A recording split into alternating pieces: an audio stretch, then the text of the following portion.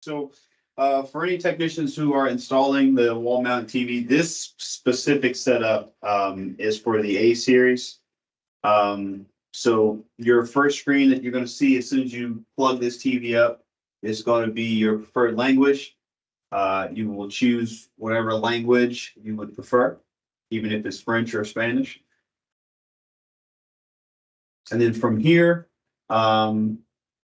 this one more so would not be for DirecTV. So this is your cloning page. And for those who have not had much experience with it, generally a technician will set up one television, do your auto program, get all your settings and everything, and then you would then go through the menu to save those settings to a flash drive. And then from then on, you can plug that flash drive into each television and just simply just clone it and save yourself time. But for DirecTV, that's not really used here for that, because you're using DirecTV receivers. So you can just simply skip this portion by choosing the option that says begin setup, no cloning. And then you will select your time zone. And if you are connecting this TV to a network, whether it be Wi-Fi or wired, I should say, this one's is wired properly right now, so that's why you see that option. So we're going to skip past that. And then once you get here, a lot of people, they will just use the right arrow to skip past that. If you do that, you're just going to start your auto program for channels. So you have to go down to skip, select it, and we'll skip past it. If you need channel 2, or if you need a specific channel and it did not capture it, then you would have to go back through the menu and do an auto program. That's the only way that you'll be able to capture the channel. We do not have the option to go in and individually add one-by-one channels. You would have to actually go into the menu and do an auto program to pick up that channel. Yeah, so if you were to go into the interface module and select channel 2, if you don't have it captured when you do your auto program, it's not going to see anything. So no matter what, you would have to go through and do an auto program.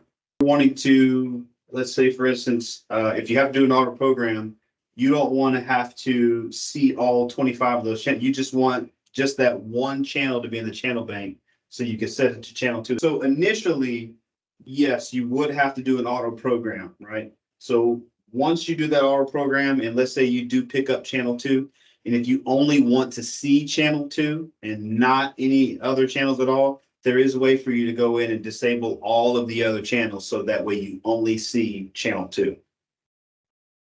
So I'll go through that here in a second as well, so that you can see that option.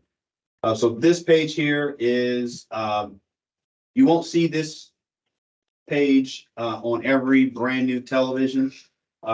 This specifically is for Genio if you have a project ID. On the standard builds that do not have that specific software, you will not see this screen. So I'm going to go ahead and just hit OK to kind of skip through here. From here, you'll have the option of, I believe on the other one is no internet, my chart plus games, and then you have the option for internet. So for this portion, I'm just going to choose the option that says no internet. It says my configuration is complete. All right, so at this point, once it's saved, your TV is going to turn off and turn back on. Once you get to this point, I'm just going to select TV by pressing the number 1. And then from here, so right now I'm going to go ahead and disconnect my Cat5 cable from my interface module just for right now, just for this purpose only. Go ahead and hit the setup button. Go scroll over to the option that says channel. There we go. I'm going to choose the option that says channel.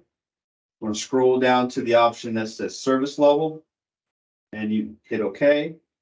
Then we're going to go all the way down to the bottom to the option that says configure channels.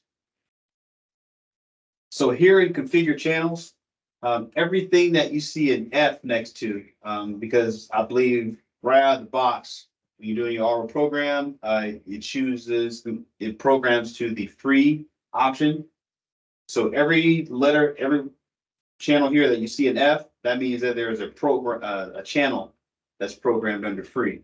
So let's say, for instance, if you wanted to just see channel 2 and you don't want to see any other channels, I'm going to select a channel that I don't want to be shown. We're going to press the setup button on your remote. That's going to slide over a little bit. You're going to use your directional arrows to go over to the F where you see a white star. And you're going to simply hit the OK button. And now that has now disabled that channel. So when you do not see the red F, that means that that channel has been disabled. So you would continue down the line to all those channels until you only have your one specific channel that you want your set-top box to see. So let me see, channels, service level, and then you have your auto program options, copy, clear. Okay, so when you choose these options here, when it says clear free or basic or premium, when you clear that, that clears the entire channel list. So you have to do an auto program to pick up all those channels to start with. But the good thing is, once you do and you go through and disable all of those, you only have to do it once, because then you can clone all the rest of the TVs. So you will have to take an additional time on that very first television. But once you do that, then the rest of the TV should be pretty much a breeze, unless you have different STV channels. So as far as the setup, new setup, once you get that all set up, as far as get your channel, everything, you then connect your Cat5 cable to the back of the television, which I already have.